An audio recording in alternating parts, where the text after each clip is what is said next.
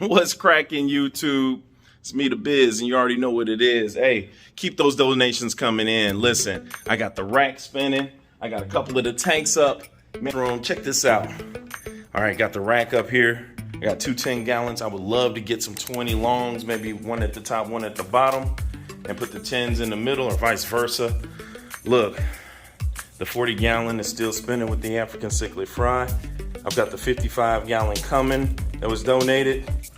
I got the 29-gallon up and rolling, just waiting to be planted and livestocked. So we're gonna do that.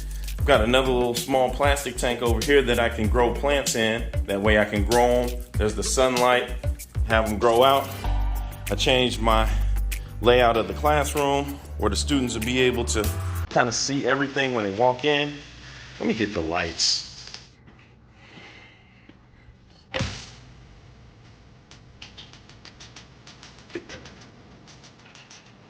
These are the lights I got on test. It's spectacular.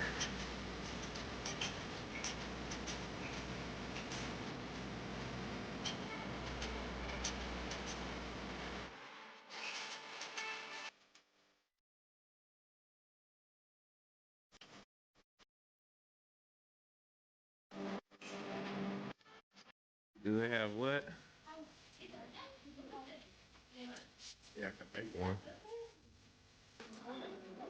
Some turtles can swim. This is a box turtle.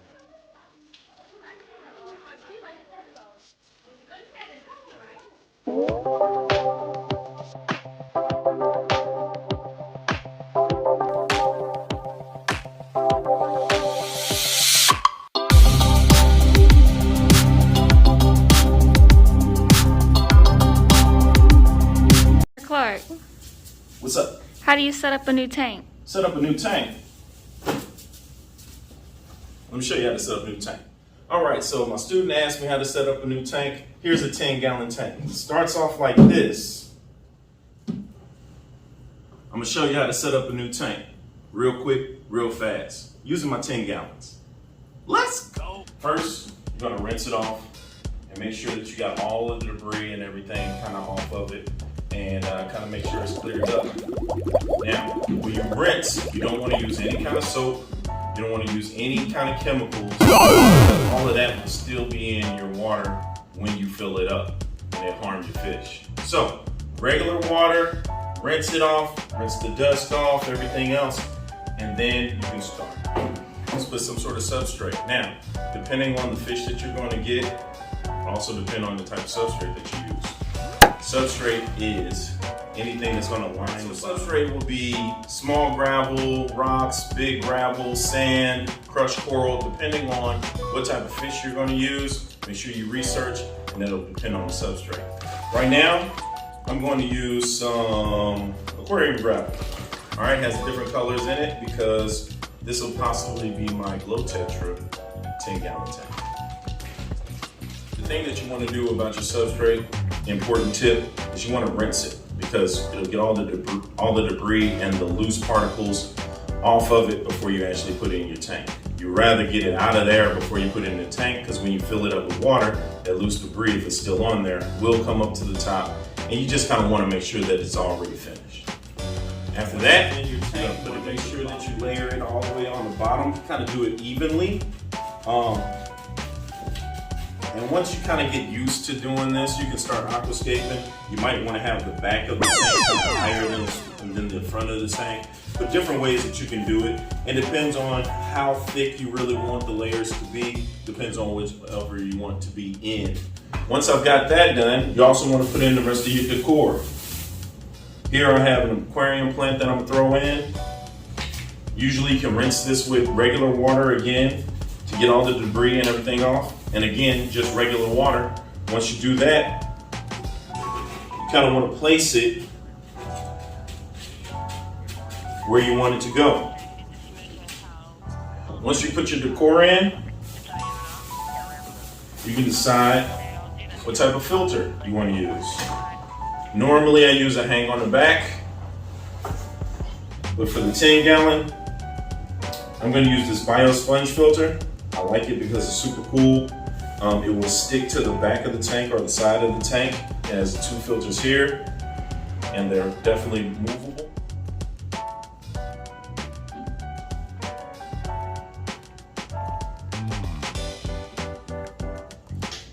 Also, you hook your airline right to it.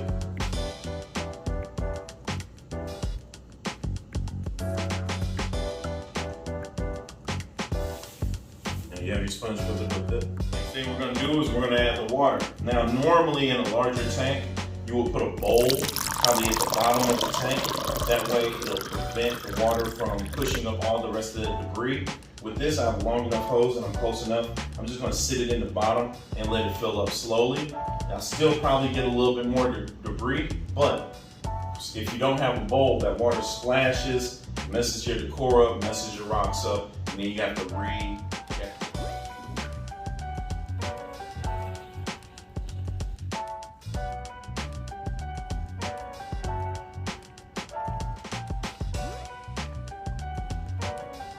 Like in it.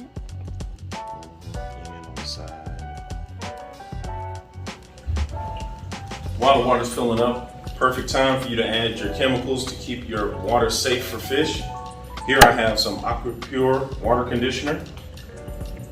Make sure that you read the instructions on the back to make sure you know how to use it. And also I have some Prime water conditioner. I like to make sure that it's conditioned fully before I add my livestock.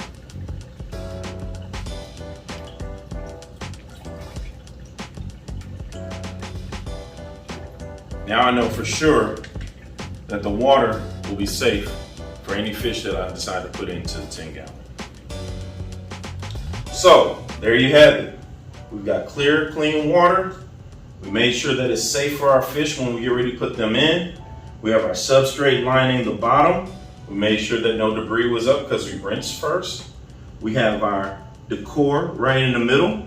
We also have our sponge filter right here in the back. All we have to do now is let the sponge filter do its work, pick out the livestock that we want to put in here, and also, depending on what fish that you want, would you either put a heater in here, or if it's room temperature for some fish, then you're ready to go. Let's see what we got. And, well, that's really all you need to do to set up a new tank. So you think you got it? I do. Thank you, Mr. Clark. No problem. Okay, and just measure how long the diameter. The diameter? Yeah, around this. Alright, okay, I'll do that now. Thanks, I'll wait. Alright.